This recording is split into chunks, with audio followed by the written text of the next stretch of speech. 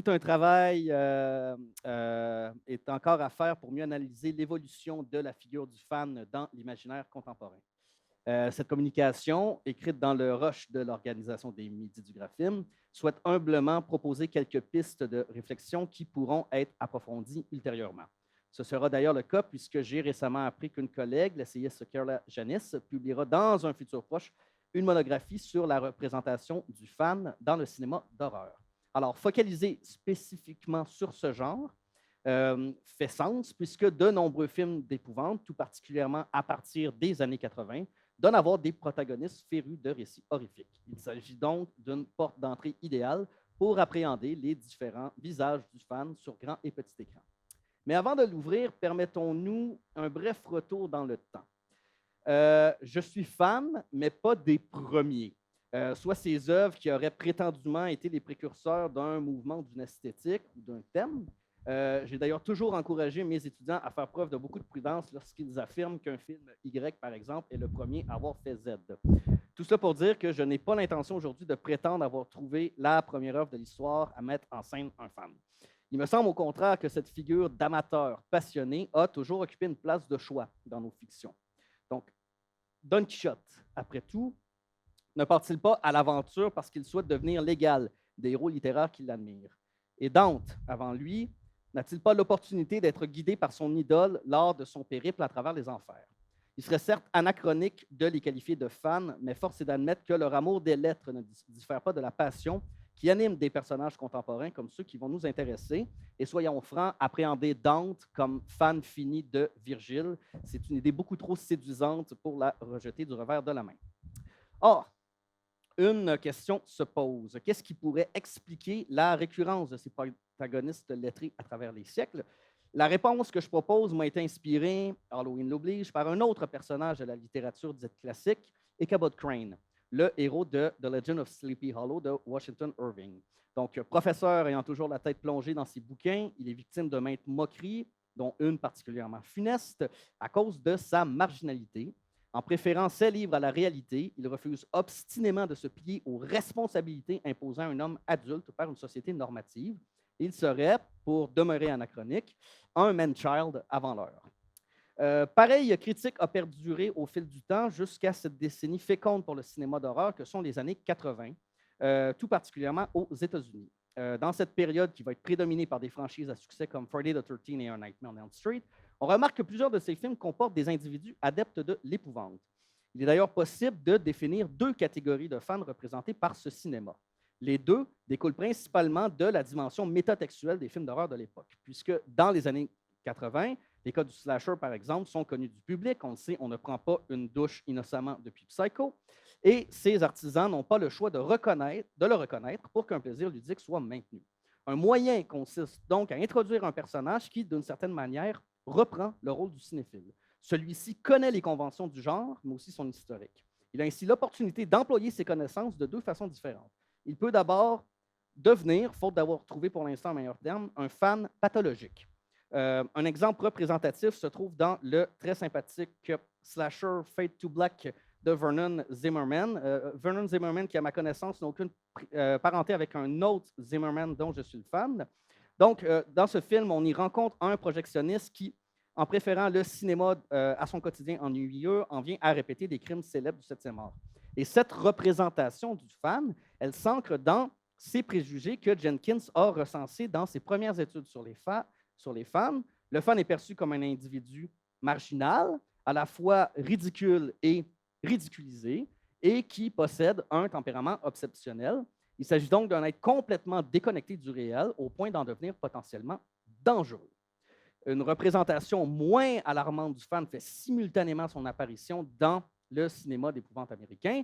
Pensons ici à cette femme qui, dans le tout à fait génial Friday the 13th, Six Jason Lives, informe son copain qu'elle a vu suffisamment de films d'horreur pour savoir qu'un inconnu arborant un masque de hockey devrait être une source d'inquiétude. Et là, je suis allé trop vite.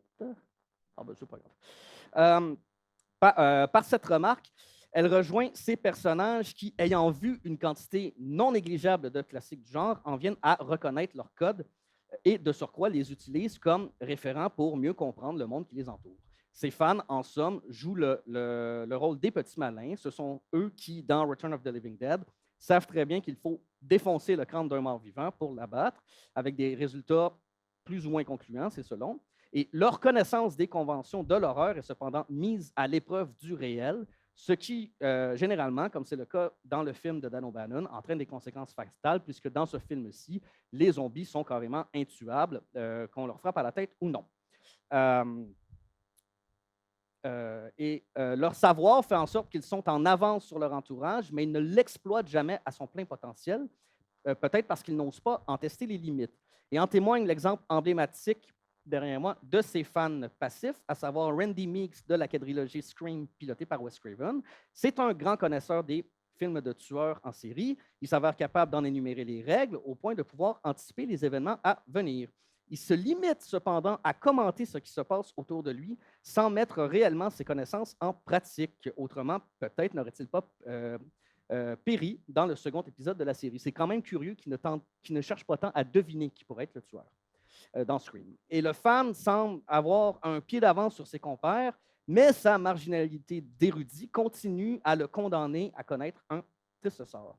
Et bien qu'il soit difficile, ou devrais-je dire impossible, de déterminer son point de départ, on remarque qu'il y a eu un changement important dans nos représentations du fan à l'écran. Son porte-parole n'est plus le comic book guy des Simpsons, un homme antisocial qui se limite à émettre des commentaires amers comme « worst episode ever », mais plutôt un autre qui décide de prendre les choses en main afin de plier le monde, pour vilainement paraphraser Bazin, à ses désirs. Je me réfère ici à celui dont je souhaite dresser le portrait, l'homme en noir, l'un des protagonistes les plus ambigus de la télésérie Westworld, qui en vient, à mes yeux, à emblématiser un nouveau fan, le fan actif. Donc, pour mémoire, c'est un habitué de longue date du parc d'attractions de Westworld, mais il se montre complètement désintéressé envers les scénarios qui impliquent des androïdes hautement sophistiqués. Il préfère arpenter ce désert de synthèse dans l'espoir de résoudre l'un de ses plus grands mystères, puisque selon la rumeur, il y aurait un immense labyrinthe qui serait enfoui quelque part sous le sable, et à son centre se trouvait la porte d'entrée vers un niveau supérieur de Westworld. Et donc, l'homme en noir se montre prêt à tout pour y accéder. Il va donc sonder avec obstination un territoire qui est hostile, mais qui lui est surtout familier. Et donc, il est interprété brillamment par Ed Harris, et ce personnage ténébreux renvoie à plusieurs adeptes de la série Westworld. Sa quête s'apparente effectivement aux recherches d'indices menées actuellement par différents internautes. Donc, comme eux, il met à profit ses connaissances exhaustives du parc de Westworld et de son historique. Et donc, un amateur de la production HBO va, comme lui, scruter un épisode avec la même minutie qu'il accorderait à une carte. Et là où il se différencie d'un personnage fan comme Randy, se trouve donc dans ce qu'il tire de son savoir. L'homme en noir ne s'en sert pas pour simplement apporter une perspective sur l'environnement dans lequel il se trouve. Il emploie plutôt son regard d'initié pour chambouler son univers de prédilection. Donc, pensez aux conséquences qui suivent la découverte du labyrinthe à la fin de la première saison de Westworld, et n'est pas le seul à avoir agi de la sorte récemment en fiction. Pensons par exemple à Mr. Glass, interprété par Samuel L. Jackson, qui a réussi dans Glass à concrétiser sa fantaisie de récit de super-héros et par conséquent à transformer un système qui autrement le maintenait en retrait. Et réfléchir à cette nouvelle représentation du fan comme étant quelqu'un en mesure de modifier son environnement, ça signifie en quelque sorte célébrer sa victoire. Elle s'avère symptomatique de l'impact que les fans ont désormais sur les franchises. Les commentaires qu'ils publient sur les réseaux sociaux, on en a un peu parlé dans le premier blog du Speedcologue, ne sont plus relégués aux oubliettes. Ils sont au contraire pris au sérieux par des producteurs qui souhaitent séduire leur public. Les clés du parc de Westworld ont été littéralement remises aux fans parce que la force est désormais auprès d'eux. Merci beaucoup.